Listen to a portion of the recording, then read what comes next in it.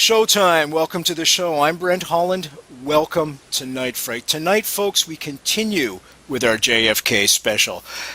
An electric show tonight, folks. You're going to want to turn on the coffee, get the tea going, get a hot chocolate going, sit back in that comfy chair and relax. If you're listening on the radio, driving in your car, ease off that gas pedal ever so slightly.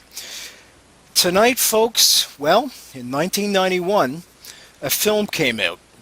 A film called JFK. It virtually rocked the world. It brought to light all the lore, all the rumors about the JFK assassination. Our guest tonight, folks, was the senior consultant for Oliver Stone during JFK. His name is Robert Groden, but wait, there's more. I sound like a commercial right now. I'm making fun because Robert's a friend, but Robert was instrumental also. As you're watching right now in the corner, you're watching a movie called the Zapruder film. Now, many of you have seen it before and certainly was included in JFK. It is the most famous home movie, 8mm home movie of all time. It was filmed by a fellow by the name of Abraham Zapruder.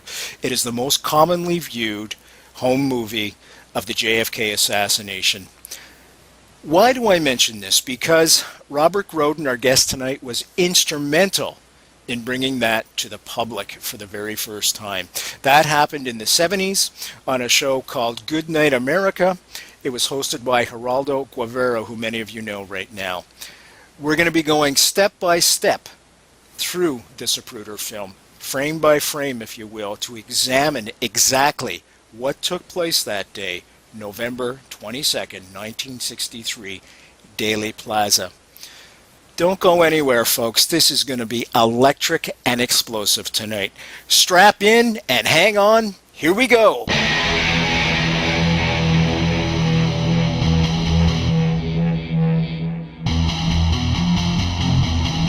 There is a time to question.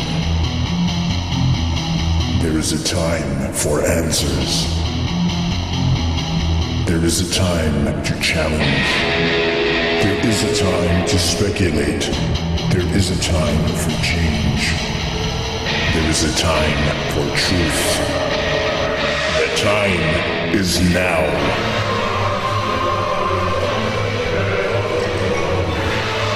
Welcome to Night Fright, your voice in the dark. For Paranormal and Conspiracy Radio.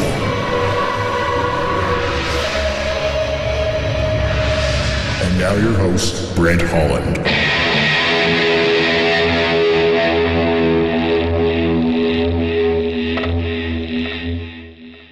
Welcome, welcome, welcome one and all. Welcome to Night Fright. I'm your host, Brent Holland. Tonight, Oliver Stone's senior consultant to the movie JFK. We are going to go step by step through most of the scenes, behind the scenes in JFK, all the tidbits that you may not be aware of.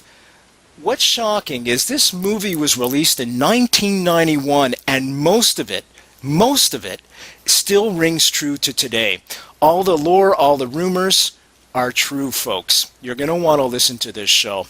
Robert Groden has been instrumental all his life throughout researching the JFK assassination. Indeed, folks, he's considered the leading expert for photographic evidence. He was instrumental also in the House Select Committee on Assassinations that took place in the late 70s, and we're going to be talking about that as well. Robert, I want to welcome you to the show. Thank you so much for joining us. Thank you, Brent. Nice to be here. It's wonderful to have you. Let's dive in right away. JFK, the movie. Can you tell us how you got involved with Oliver Stone in JFK? Well, Oliver was planning on doing the movie, JFK, about a year before we actually started shooting. And he had called a lot of people for advice on the film and setting up the production. And every time he would call somebody, they'd say, "Have you spoken to Robert Groden yet?" And So he finally did. He called me up about a year before the assassination scenes were to be shot in Dealey Plaza. And he asked me to come down to Dallas at his expense, and he wanted to meet me and see what I had to say. I had already written High Treason, which was at that time the #1 bestseller in the country on the Kennedy case. And I had written that in 88 and 89, and when it came out, it influenced a lot of people and gave them a lot of knowledge relating to the Kennedy case. So he invited me down to Dallas, and we spent a lot of time, went around to all the buildings, all the scenes relating to the case. And then he asked me if I would be involved in the making of the movie, and I agreed. And he flew me down a few months before we actually started shooting, and the rest is history. We actually set up all the scenes. The art directors put the actual places back into the same condition they were at the time of the assassination, and the accuracy was uncanny, just unbelievable. You're listening to Night Fright, your voice in the dark for paranormal and conspiracy radio. The time is now. And now your host, Brent Holland. Robert, can you take us into Dealey Plaza? Many people that are watching the show right now know, of course, that Dealey Plaza was the place where JFK was killed, November 22nd, 1963. Can you tell us the official Warren Report scenario, where the shots came from, where they originated from? Well, Dealey Plaza is a park-like area in downtown Dallas. It's been called the Gateway to the West. It's 1 block by 2 blocks. On the eastern end is Houston Street. On the western end is the Triple Railroad Overpass. On the southern end is Commerce Street, and on the north is Elm Street. Now, Elm Street is where the assassination took place. I refer to that as the original Nightmare on Elm Street. But I agree. Yeah, Elm Street is where at the corner of Elm and Houston is where a building is located called the Texas School Book Depository. That building has been there for quite some time. There was a fire there, I think, around 1917, and they rebuilt the building and made it a block. I'm sorry, it was originally 6 stories, and now it's 7. Dealey Plaza, that's Dealey, was named after George Bannerman Dealey. He was the first editor of the Dallas Morning News, the newspaper, and he owned all the property that Dealey Plaza is at now. He gave it to the city as a gift. And when they built the plaza, the park-like area there, they named it after him. Let's see. At the time of the assassination, during the entire event, the president's car was on Elm Street. And it was heading from east to west. And a series of shots rang out. Nobody knows how many to this very day. The actual audio recording of the shot that was made by the Dallas Police Department, quite by accident, shows a potential of 15 shots being fired. The 4 shots that hit the president, the 3 that hit Governor Connolly, and all the others that missed. Can I stop you right there? Can we talk about Sure. those shots right now and how Sure. many you feel hit the car and caused wounds, etc., etc.? Because we know the official report from the Warren Commission says only 3 shots.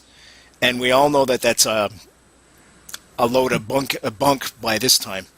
Well, you're being kind. I refer to it as BS, but in fact, what it is that nobody really knows how many shots were fired. The president was hit 4 times. He was hit in the right in the throat. He was hit in the back, 6 inches below the shoulder line. He was hit in the right temporal area. That's the shot that killed him. And then he was hit a second time in the head just above the hairline.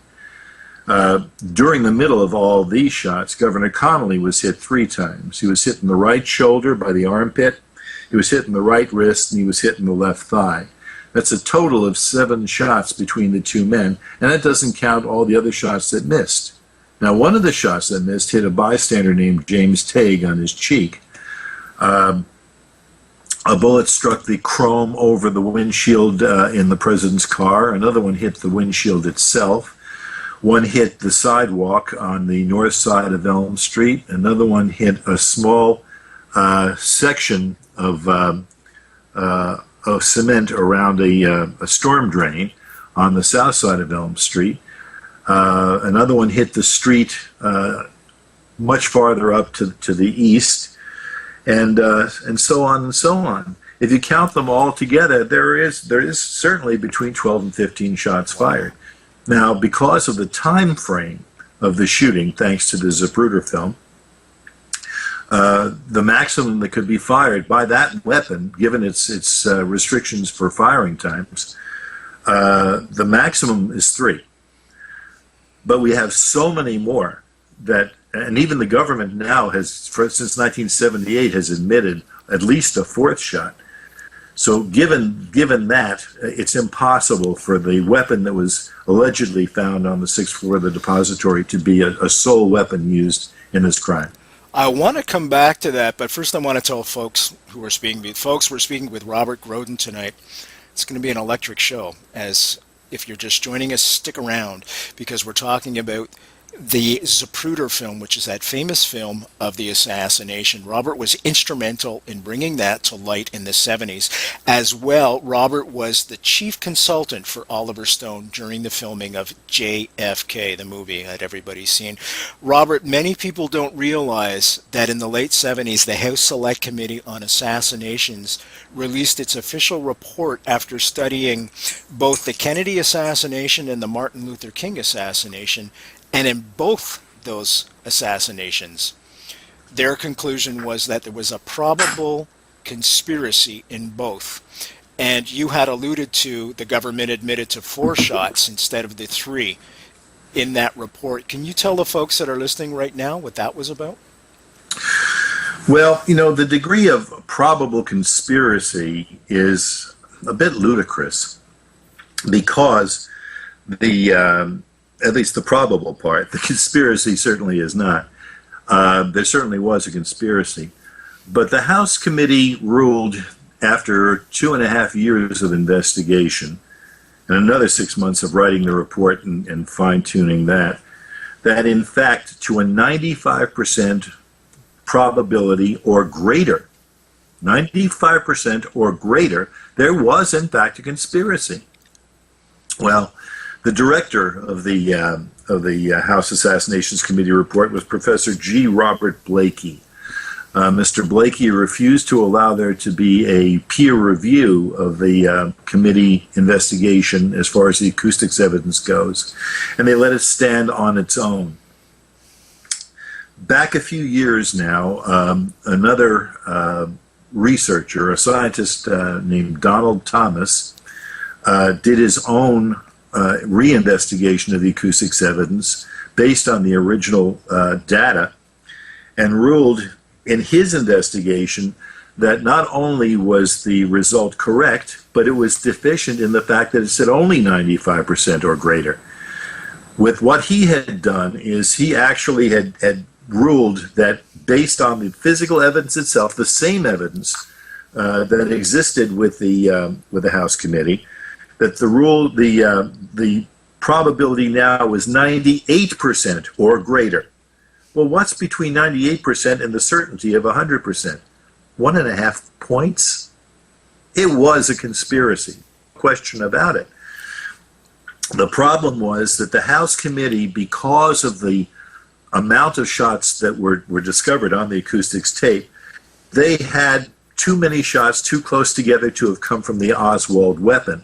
So they arbitrarily eliminated 1 of 7 definite shots because it was too close to the others. It was arbitrarily removed. It was a shot, but what needed to be done was further testing to find out if other firing points were being used in the assassination. They only allowed shots from the Grassy Knoll or from the 6th floor where Oswald was supposed to have been. Any other shot from any other area was arbitrarily eliminated, and the rest is history. Folks, Robert Groden tonight. We're talking about the JFK assassination, of course, if you're just joining us.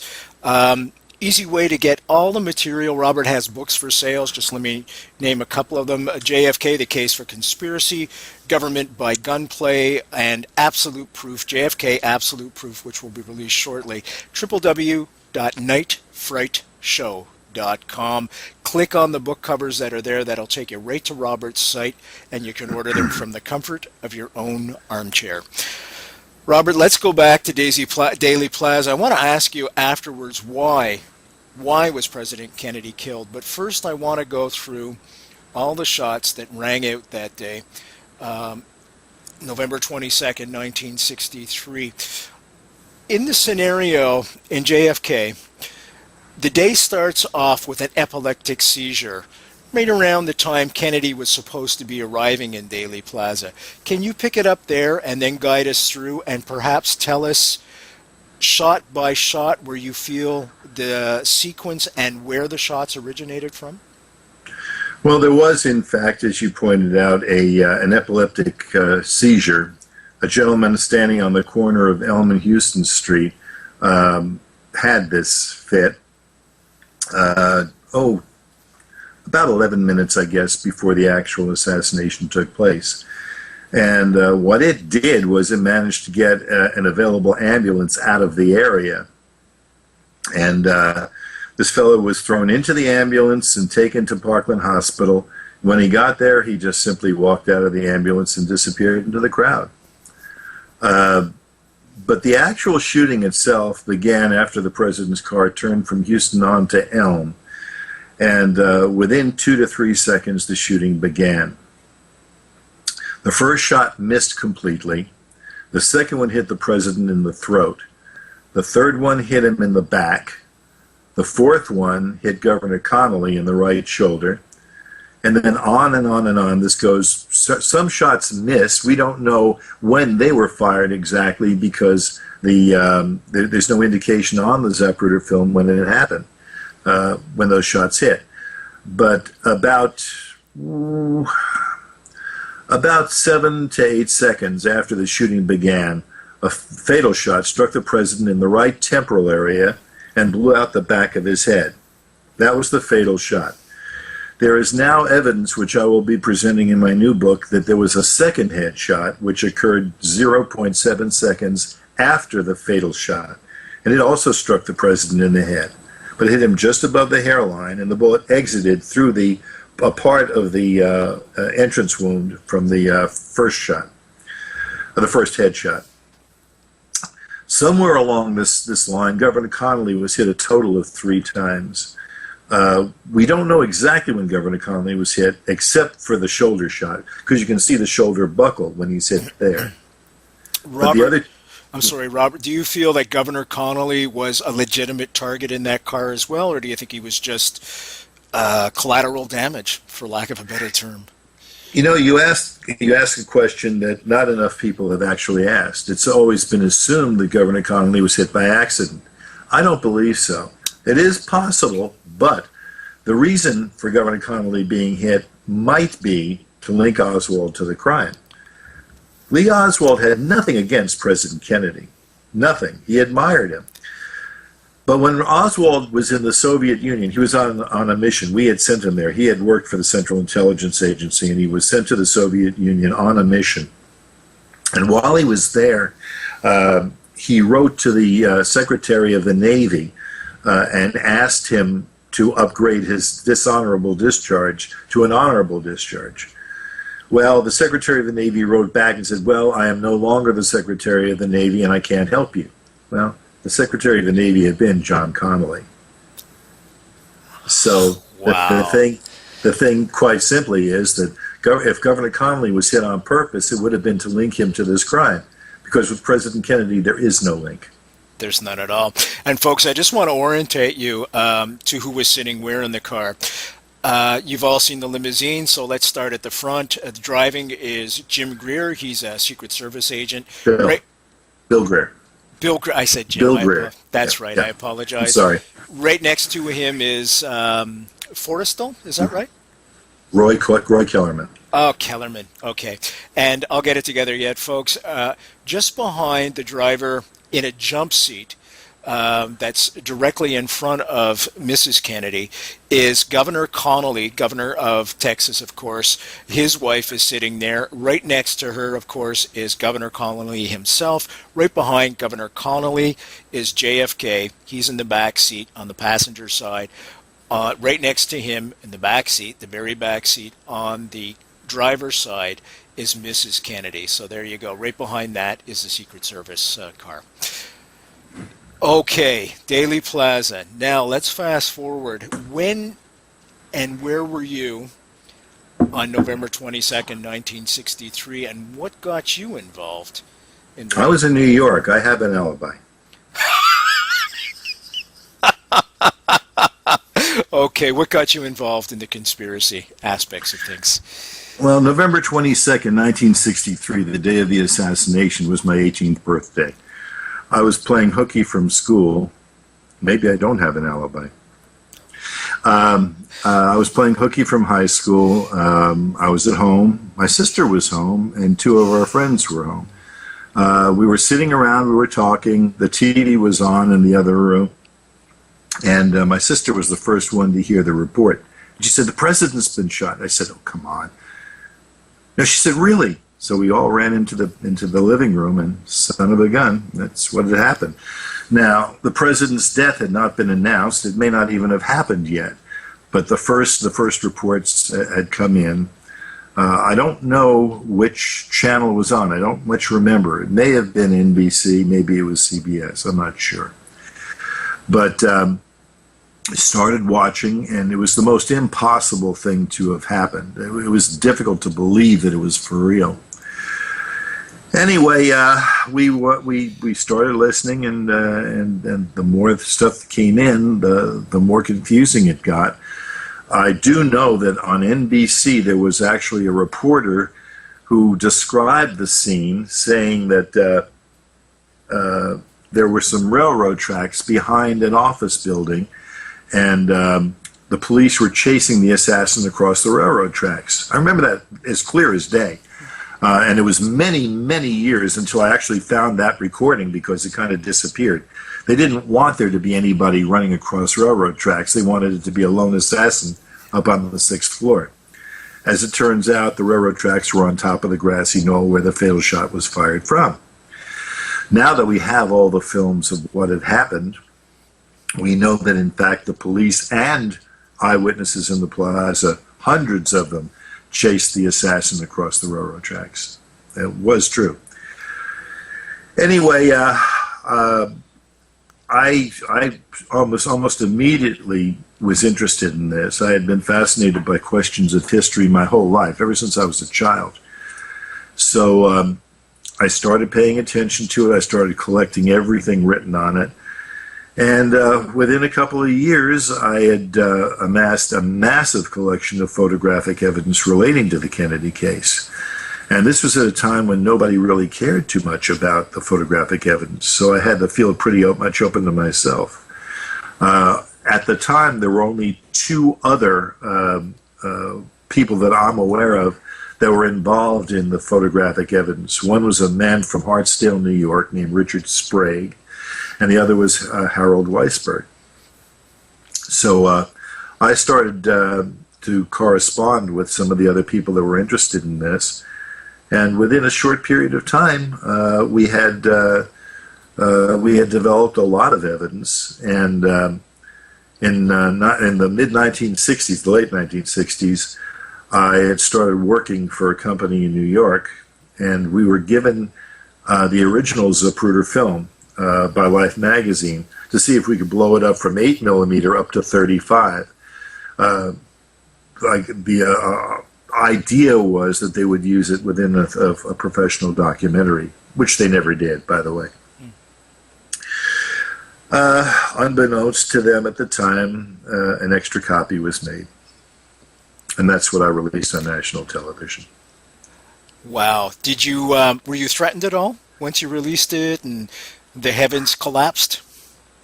Well, Before I showed it on Goodnight America, Geraldo Rivera was given an ultimatum from Life magazine that he better not show the film. Is that right? And he said, though the heavens fall, let the truth be known. And in fact, he told ABC that if they tried to prevent him from showing it, that they could get themselves a new boy, that he was going to resign. He would quit. That's back in the days when he had some credibility. So they ran it. And the next morning, Life magazine, who had paid $250,000 for the film, sent a one-time permission to show the film to Geraldo after it had happened. They did that to protect their copyright. Essentially, it made it look as if they had licensed it, but they hadn't really. And what do you think they were trying to prevent? Why do you think they were trying to prevent the film from being shown? What was so explosive in the film? There's so many things. I mean, it's virtually impossible to explain to everybody how important the Zapruder film could be. It is a clock for the assassination. It shows us when the shots were fired. It's the visual photographic record of what happened. When the president is struck in the head in the right area from the right front, he's thrown violently to the left and to the rear. Now, there's a law of physics which existed even in Dealey Plaza on November 22nd, 1963. It's called transfer of momentum. The bullet transferred its momentum to the president's head and threw him to the rear and to the left. Now, there's one point which I must bring out. I must say it, and I cannot say it enough. Every single doctor who saw the president at Parkland Hospital, every doctor, every nurse, every other eyewitness, said that the shot came from the right front, that the exit wound was in the rear of the president's head. I have a video, not a video, well, it was a videotape, now it's a DVD. It's available both ways. It's called The Killing of a President. Another one, it's called JFK, The Case for Conspiracy. Another one called The Assassination Films. But on JFK, The Case for Conspiracy, I have interviews with the Dallas doctors. Now, the government avoided them like the plague, but I went, when I worked for the House Assassinations Committee, I went, I found them, and on my own, I recorded what they had to say. They were unanimous. Every single one said that the fatal shot came from the front. Just let me interrupt you for a second. Robert Groden is our guest tonight, folks. As you know, we're talking about JFK, the movie. We're talking because he was instrumental in bringing the Zapruder film out. He was also Oliver Stone's main consultant for the movie. I just want to mention two things very quickly. The House Select Committee on Assassinations. There were so many rumors surrounding both the Kennedy assassination and the Martin Luther King assassination and the Bobby assassination. Throughout the 70s, people were just not satisfied with the official government scenario that a movement was put to make an investigation on those three assassinations. What ended up happening, there wasn't enough time to do the Bobby assassination, so they just focused in on John F. Kennedy's and Martin Luther King's. That's the House Assassinations Committee for Assassinations, and Robert was one of the main consultants for that as well, photographic expert. The other thing I want to mention is fans of the show will know Dr. Robert McClelland was on the show. He was a JFK surgeon, as Robert has just described. He also says for sure the shot came from the front, hit him in the forehead, took out the back of his head. None of this magic bullet stuff where a bullet comes in from the back of the head, does a U-turn, and then goes right back out. Doesn't happen.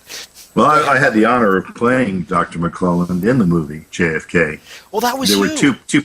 That was me. There were actually two of us. I'm the one in the who's actually in the life-saving scene at Parkland when they're trying to save the president's life.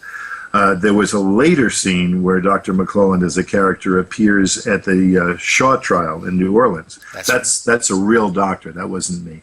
Should have been, but it wasn't. It should have been, but it wasn't. So there you go, you see. Robert Groden, of course, folks, our guest tonight. Let's talk some more about the Zapruder film and why, of course, that was so explosive, why there seemed to be a conspiracy on top of a conspiracy to cover that up, which I guess is going to lead me right to the question that is probably the most important. As Colonel Prouty would say, why was JFK killed? Why was JFK murdered on November 22nd, 1963? What was he threatening? President Kennedy was threatening a lot. If you throw it all together into a big basket, it becomes the status quo. In fact, the president was a threat to the CIA. He was a threat to organized crime. He was a threat to the military. He was a threat to big business. He was a threat to the ultra-right wing politically. He was a threat to the Federal Reserve System. He was a threat to so many people. Our problem has never been to find out who wanted the president dead. The problem we've had is trying to figure out which one of them succeeded. Good point. Very, very good point. And that's something I think is overlooked quite a bit. I'm going to ask you for your opinion. What is your scenario? What is your opinion on who had him killed? Whoa. Well, it's like a menu in a Chinese restaurant. 2 from column A and 1 from column B.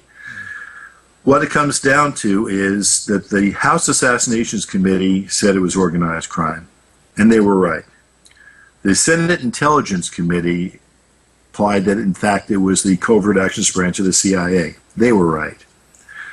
Many of the research community, myself included, feel that Lyndon Johnson was up to his big floppy ears in this. And I think we're right.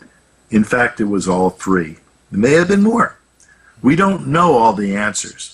We do know that the most likely answers are the 3 elements that I just said. Organized crime wanted the president and his brother Bobby just out of the picture completely. And they knew that Lyndon Johnson wouldn't support Bobby. They hated each other. Oh, yeah. So what it came down to is to get rid of the, as Santos Trafficante, the mobster, said, to cut off the tail. You cut off the tail. I'm sorry, you cut off the head and the tail dies. Bobby being the tail and the president being the head. It was a matter of survival for the mob. It's considered an extremely risky thing for them to have tried. But then again, they wouldn't have existed if the president and the attorney general had continued their war. So for them, it was a calculated risk. As far as the CIA goes, the CIA was going to be disbanded by President Kennedy. He felt that they were insubordinate, they weren't listening. He'd already had to fire the 3 people at the top, Alan Dulles, the director, and his 2 main assistants, Major General Charles Cabell and Richard Bissell. And, for those of you who may not be aware, I'm sure most of you by now are, that Alan Dulles' assistant, Major General Charles Cabell, his brother was Earl Cabell, the mayor of Dallas, the man who changed the motorcade route and got it to go in front of the book depository. A very neat... Go ahead, please. I was going to say, how many coincidences are we supposed to believe in? Yeah, you must be clairvoyant, because that's exactly what I was going to say. A nice, neat package, and all these coincidences, quote unquote. I don't believe in coincidences at all. Folks, we're speaking with Robert Groden tonight. Easy way to get all his coordinates and information as I hold up JFK, the DVD. www.nightfrightshow.com, www.nightfrightshow.com. Just click on the book cover. Robert's got a bunch of books out. You can order a bunch of CDs and DVDs as well. JFK, The Case for Conspiracy, Government by Gunplay, and a new one that I'm very anxiously awaiting, JFK, Absolute Proof. The reason why I'm holding this up, of course, if you're just joining us, he was the main consultant to Oliver Stone in the making of JFK. Now, that dynamic between you and Oliver, did you ever come to loggerheads? Once. Just once. Can you tell us that story? Yeah, there's a scene shot on the 6th floor of the depository where the character of Oswald is supposed to be potentially shooting and then taking off immediately after it. Well, that's not exactly the way it would have happened. the government witnesses that were called said that the man who fired from the sixth floor didn't run away right away. He stood there as if to admire his work before he left. Well, Oliver was really involved in shooting this critical scene, and I kept trying to get his attention, and I never could. And he shot it 4 times before I actually could get his attention. So I finally did, and I explained that to him, and he looked and he said, "Why didn't you tell me before?" He said, "You weenie." So I said, I tried, but that was the only time. We got along very, very well. And I wish like heck he would do JFK too and tell the rest of it. Now, the movie tells the story up until 1968, 69, and then that's it. The public is unaware of all that happened after that, and much more happened after it than before. That's right. That's right, completely. Jim Garrison, of course, is played by Kevin Costner, folks, in that movie, and he guides us through a trial that Jim Garrison brought against a fellow by the name of Clay Shaw, who he felt was involved in the conspiracy, and that trial ended in 1968, as you said, and there hasn't been anything else since, even though one of the great things about the movie JFK was it opened up a whole bunch of new files, and yet there are still files locked up to this day. Now, Robert, what pisses you off when you watch Discovery Channel or one of the other channels that has... right now, there's a JFK special on the History Channel. I know there's been something called the Death Car or something to that effect.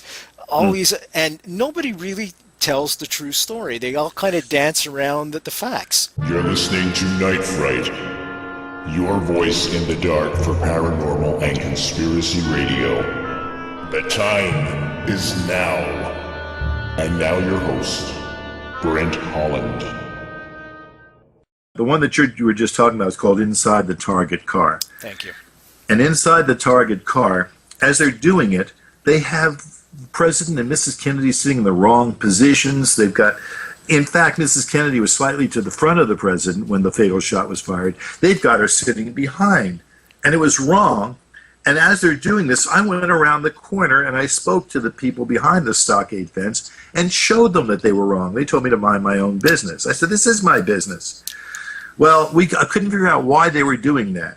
Well, we found out when they aired this stupid show. The show, what they had was they had a shot. They were trying to disprove shots from behind the fence. So with Mrs. Kennedy sitting behind the president, if the bullet had struck him in the head from there, it would have gone on and hit her. But where she was sitting in front, it would have missed her completely. So they had this character who used to be on our side but sold out for the big bucks. His name is Gary Mack. And Gary Mack on the show said, "Oh well, if the shot had come from behind the fence, we would have had a dead Mrs. Kennedy."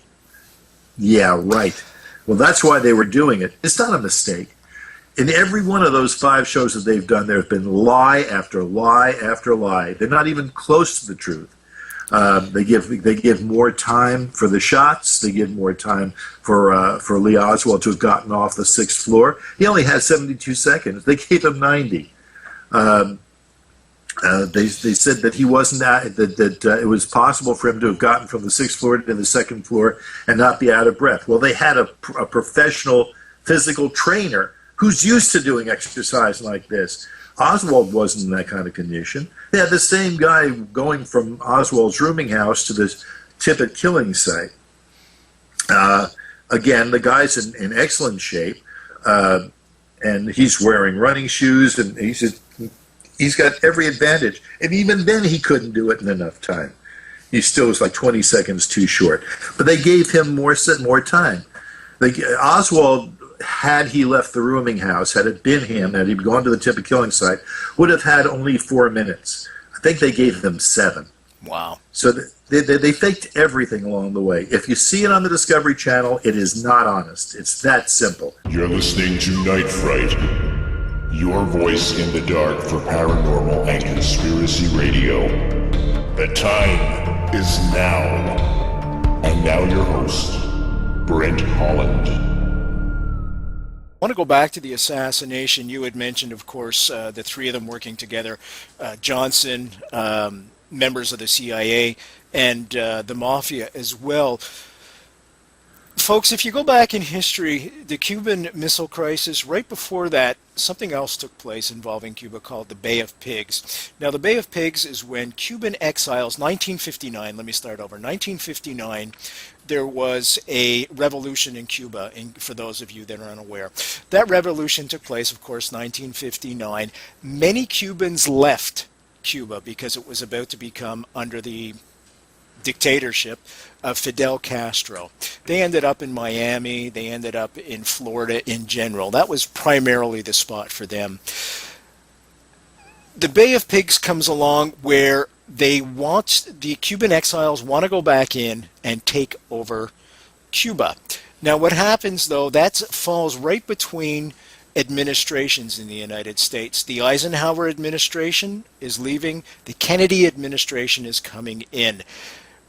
Vice President Nixon, the same as the president, he was vice president at the time under Eisenhower, had set up this operation called Mongoose. Mongoose. Yeah. I'm just trying to orientate folks. Now what happened was the Bay of Pigs failed. Operation Mongoose was a joint CIA, military, mafia, Cuban exile operation to go in and assassinate Fidel Castro. Do you think all those members took part in the assassination, or do you think the Cuban exiles were not involved and military intelligence was not involved? And the reason why I bring this up is, of course, because of the movie and also because of what Fletcher Prouty had said. Well, you know, there is the argument to be made that the term military intelligence is a conflict of terms. The CIA was, if any of you have seen the Kennedy miniseries that's being shown right now, you can see exactly how it was. When the president was there, they gave him all the assurances in the world that we weren't going to lose. There's no way in the world that this could go south. And they talked him into allowing the invasion of Cuba as long as America couldn't be directly linked to it. Well, ain't the way it happened, baby. What happened was the CIA blew it. They screwed it up. They were overconfident. They had lied to the president. And then they tried to get him, they tried to blackmail him, essentially, into allowing U.S. air support. There were several people, I could name you some of them under normal circumstances, involved in the CIA who screwed this thing up. They blew it. The president took the blame for it because ultimately he had said, okay, go ahead. He knew that he couldn't just pass the buck. He had to accept it. It was the most embarrassing part of his presidency. Can I just interrupt you for a second, Robert? As fans of this show will know, I interviewed Ted Sorensen. Ted told me that, Ted Sorensen, by the way, folks, JFK's speechwriter, wrote that wonderful letter to Khrushchev, get him to pull the missiles out of Cuba. The reason why I mention this is because he had told me that the CIA released a report after the Bay of Pigs, and that report specifically said the Bay of Pigs would fail, yet they let it go forward anyways to try and, as Robert is telling us, to blackmail the president into going into Cuba. I'm sorry to interrupt you. No, not at all. It's very accurate. The president started out looking a bit like a hawk, and by the time they had killed him, he had become a dove. He realized the folly of nuclear war. And at the time of the Bay of Pigs, the Cuban Missile Crisis, he had realized, that we were actually on a razor's edge, and it could have been the end of the world. He saved the world. Yes, he did. He and Bobby and the people around the president, because he wouldn't listen to the hawks. They wanted to invade at any cost. That's right. So World War III? So what? Yeah, right. Well, that same excuse was used after the people who killed the president succeeded in killing him.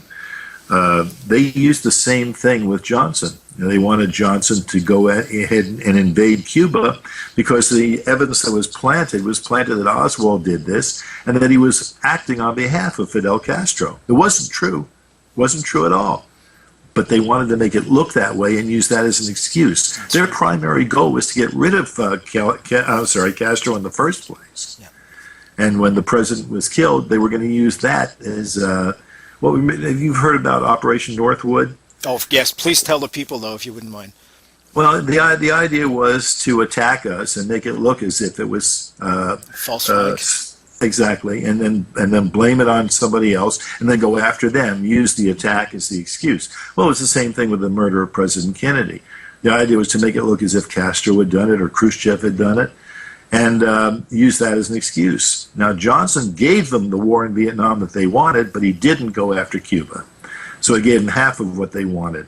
And my logic in all of this simply is, it would not have been worth it to these morons to kill the president unless they knew they were going to get at least some of what they want.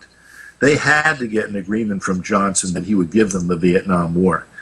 Now, in fact, that was also shown to in the movie JFK, when Johnson says to the people around him in the Oval Office, actually it wasn't the Oval Office, it would have been his office, said, you get me elected and I'll give you your damn war.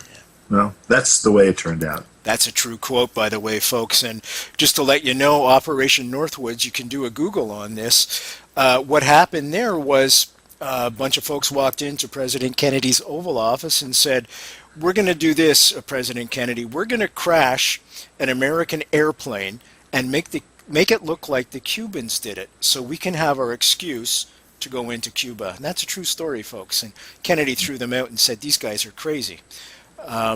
Well, in the middle of the Cuban Missile Crisis, the Cubans shot down one of our U-2 spy planes. That's right. Which was an act of war. Yeah. And President Kennedy said, nope, we're not going to do that. We're going to sit back and we're going to wait. And thank God he did, or we wouldn't be having this conversation right now. Great movie to watch, by the way, folks. Again, with Kevin Costner in it, is 13 Days. That's all about the Cuban Missile Crisis. And honest to God, folks, we were that close. That close.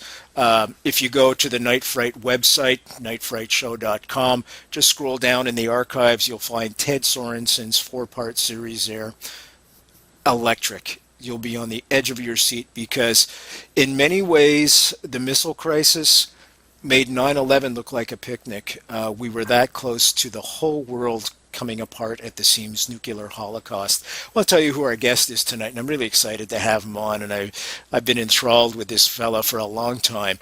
Robert Groden's our guest tonight, folks. He was the main consultant to Oliver Stone for the movie JFK. Just let me pick it up right here once more. He's also the world's leading photographic expert on the Kennedy assassination, and we're going to talk about some of the photos in just a second. He's got all kinds of great books out. JFK, The Case for Conspiracy, a new book coming out, JFK, Absolute Proof, which I am anxiously awaiting. When that comes out, Robert, I'm going to buy it right off you so you can sign it for me, my friend. Gladly. Thank you. www.nightfrightshow.com. Once there, folks, just click on the book cover. We'll take you right to a place.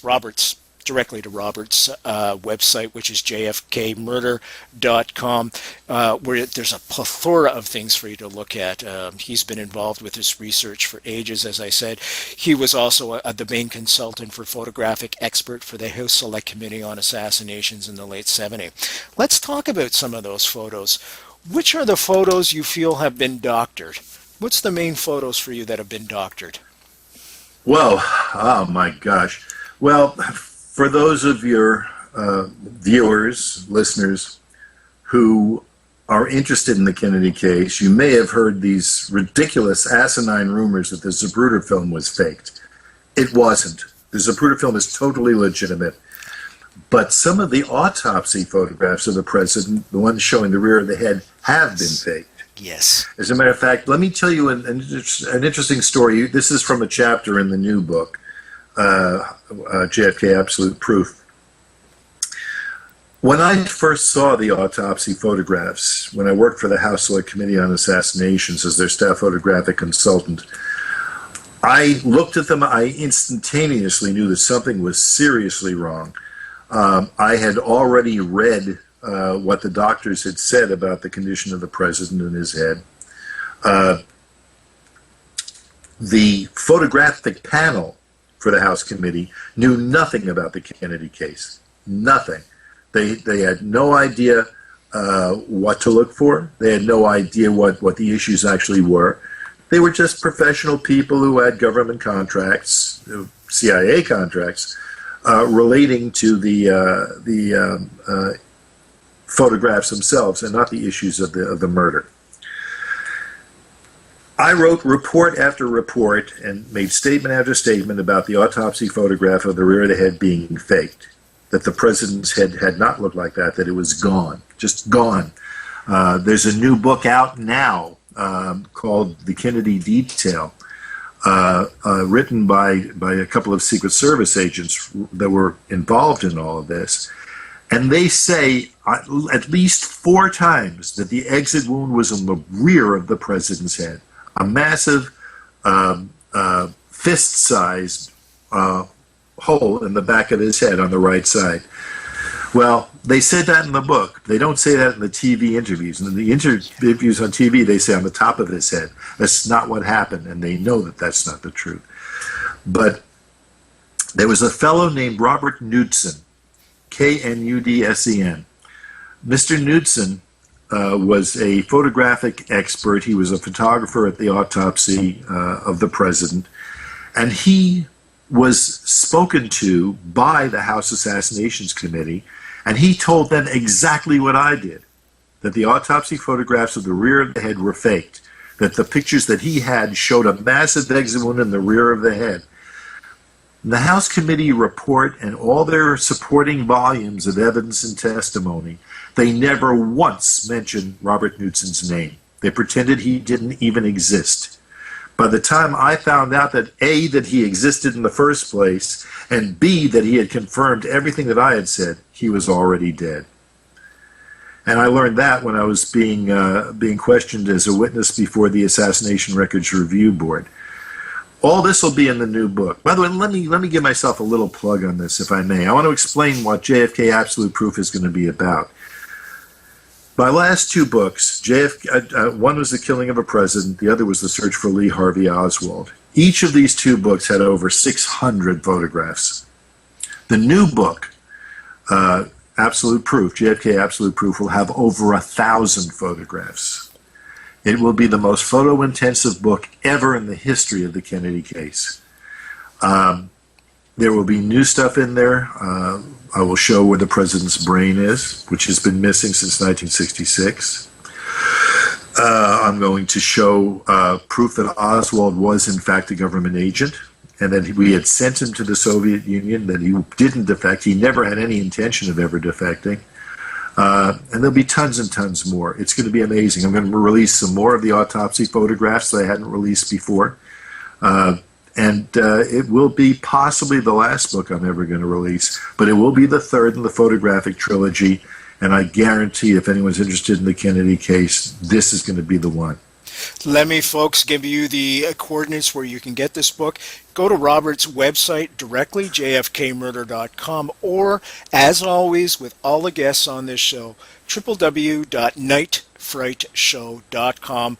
Click on the book cover. That'll take you right to Robert's website. Or any other guest, that'll take you right to their website as well. Order the books online from the comfort of your own home. You're listening to Night Fright, your voice in the dark for paranormal and conspiracy radio. The time is now. And now your host, Brent Holland. Robert, we got a new president in the White House right now. Some people say it's just like JFK was. Regardless of his politics, I was expecting disclosure. I was expecting this new president to come in and be different than everybody else who had come after President Kennedy's assassination and open up a lot more records and say, okay, this is what really happened and this is why the cover-up. I'm very disappointed. How do you feel? Obviously, I feel the same way that you do. As where the Kennedy case is concerned, no matter what the politics, every president since John Kennedy Yeah. has been involved in this cover-up, whether on purpose or by accident or dragged into it. Any one of them could have done more to release all this stuff. The one that was the worst, well, the two that were the worst were the Bushes. They destroyed the Freedom of Information Act. There's tons of stuff that we could know, and we don't. It would take a presidential order, but any president could do it, to release the stuff that's still being illegally withheld in the first place. Very simply, the government, from Johnson on, has said, the thing with this, the reason why we're covering all this up, the reason why we're holding stuff back is for national security. If Lee Harvey Oswald is a lone assassin and has nothing to do with anybody else, how can anything relating to him have anything to do with national security? It's ludicrous.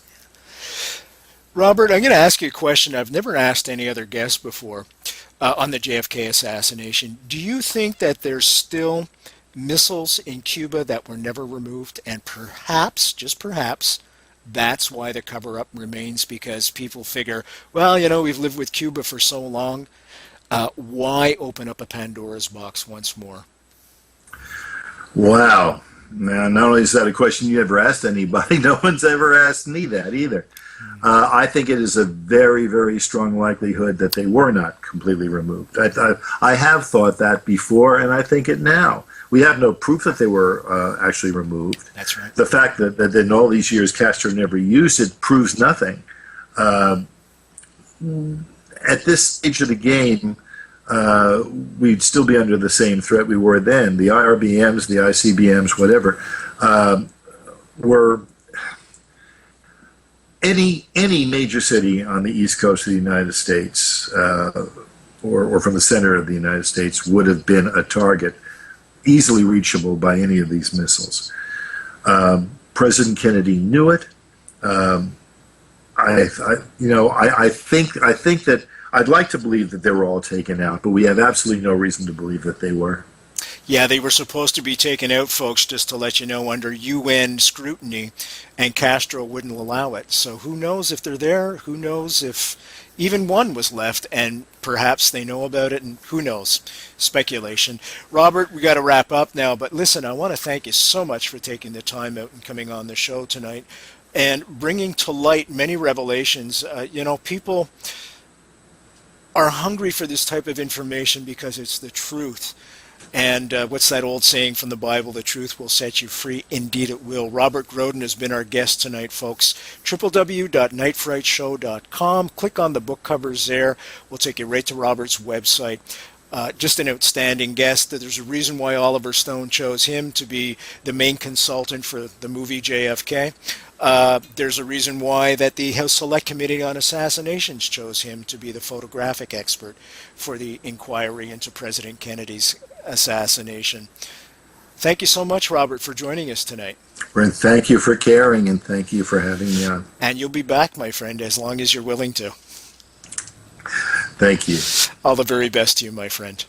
I'm Brent. Thank you, sir. I'm Brent Holland from Night Fright. See you next time.